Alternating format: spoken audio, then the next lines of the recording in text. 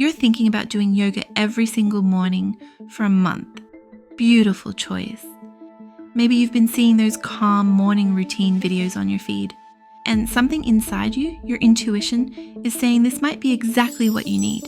You've tried this before and never stuck with it, but this time feels different, and trust me, hang on until day 3. That's when the magic really starts. Every morning, the world's already at a level 10 before you've even had coffee, and you're tired of starting every day in chaos mode. People say amazing things happen when you start your day on the mat. You'll feel calmer, more focused, more connected, and even more fit and healthy. And I forgot to mention slim and curvier too. Wow. You know there's only one way to find out, so you commit. And trust me, by day 30, you'll barely recognize the person you were on day 1. Let's walk through this journey together. Day 1 arrives. You roll out your mat to do a 20-minute yoga practice, feeling pretty confident. The first few breaths, pure bliss. You move into downward dog thinking, I was built for this. Then 5 minutes in, reality hits. Your phone buzzes. You forgot to put it on Do Not Disturb. Something breaks. Your mind, a serene lake just seconds ago, is now a frantic protest of to-do lists. Did I reply to that email?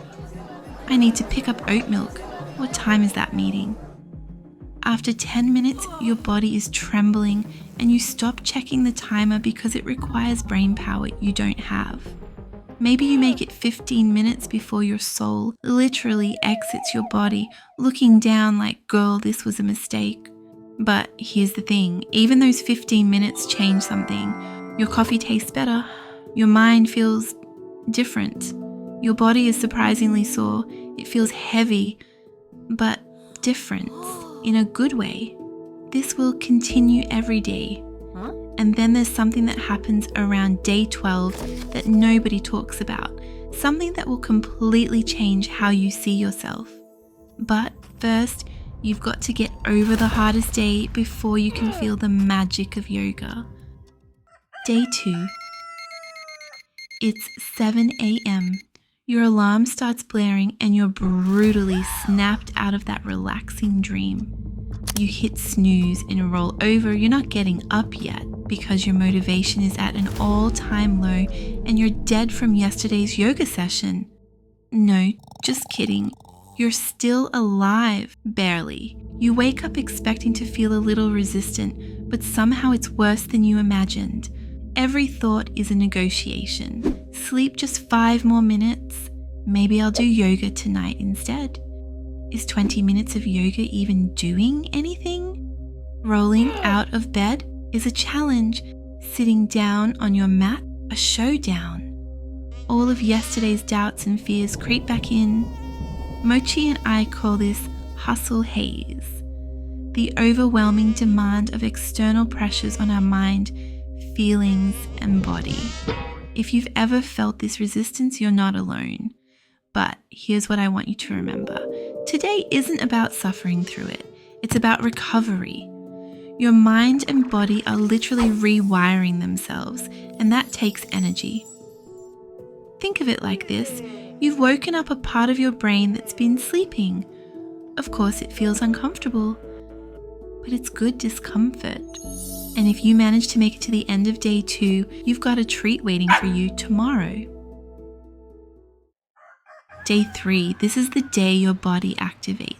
Not in pain, but in that deep, satisfying ache that says, we're building something here. This is when most people panic and think they're doing something wrong, but in reality, you're on the right track. Today isn't about pushing through, it's about honoring what your body needs, focusing on recovery and stretching. You roll out your mat for a gentle flow, more ease, less striving. Think cat-cow stretches, gentle twists, maybe some legs up the wall time. This isn't cheating your practice. This is your practice. Learning to listen to your body, give it what it needs, and still show up. Some days you need fire, some days you need flowing water. Both are yoga. You're well on your way to being a real yogi, and Mochi has a test for when someone becomes a real practitioner. It involves a very specific behavior that has nothing to do with how flexible you are. But we'll save that for week 2. Day 6 to 9. Then something shifts. You wake up, and the first thought isn't dread. It's not a negotiation. You see your mat and feel effortlessly drawn to it. In fact, you couldn't imagine not doing your practice. That voice in your head saying, "I don't have time for this," it's getting quieter. Because you're starting to realize that these 20 minutes don't steal time from your day. They give you your day back. You're more focused in meetings, less reactive to stress, and somehow getting more done while feeling less frantic.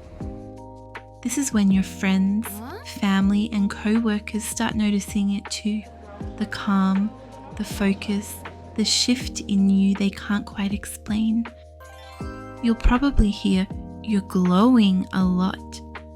A week ago, 20 minutes felt like climbing Mount Everest. Now the mountain hasn't vanished, but you've learned to breathe and enjoy the fresh air on the way up. While we're on the topic of the Himalayas though, did you know there are yogis up there like this? So now you finish without wondering if you'll make it through a month. And honestly, that alone puts you in the top 1% of people who follow through on promises they make to themselves. Day 10 to 14. Now time for the truth.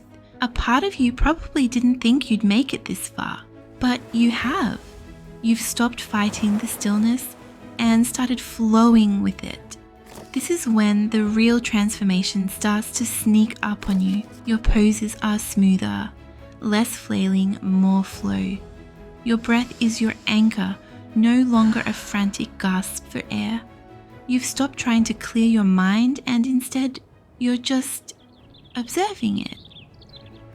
You also realize that niggling back pain has almost vanished completely. You're cutting down on wasted mental energy, pacing yourself. And for the first time, you can't imagine ever skipping your morning yoga. By day 12, your body is recovering faster, but more importantly, your mind is too. And you notice your shoulders sitting naturally back instead of hunched around your ears. Remember Mochi's test that I mentioned? By the end of week 2, you stop performing yoga and just start flowing with yoga. You laugh at how effortless it's become. Mochi's impressed. He's upgraded you from human who flails on mat to human who flows on mat. That's high praise coming from him, but this flow is only just the start. Even more ease awaits in weeks 3 and 4.